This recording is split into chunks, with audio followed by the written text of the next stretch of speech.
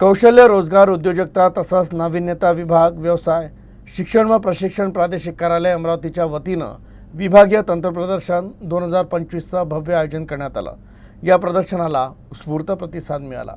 या तंत्रप्रदर्शनात अमरावती विभागातील 5 जिल्ह्याच्या विद्यार्थ्यांनी सहभाग घेतला होता। यावेळी प्रत्येक स्टॉलवर 2 प्रशिक्षणार्थी आणि 1 शिल्प निदेशक यांच्या वतीनं अभ्यागतांना मॉडेलबद्दल पूरक माहिती देण्यात आली।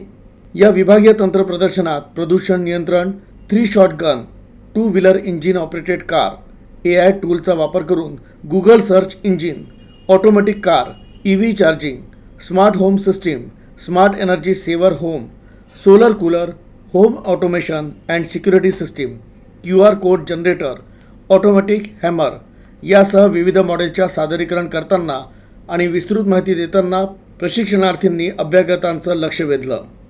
तर या विभागीय तंत्रप्रदर्शन 2025चं सहसंचालक प्रदीप घुले यांच्या हस्ते उद्घाटन करण्यात आलं। विभागीय प्रदर्शनी आयोजित करण्यामध्ये माननीय मंत्री महोदयाचा सिंहाचा वाटा आहे व आमचे संचालनालय माननीय प्रधान सचिव मॅडम असेल, आमच्या संचालिका मॅडम असेल आणि आमचे सुरेश साहेब यांनी सर्वतोपरी सहाय्य केलेलं आहे।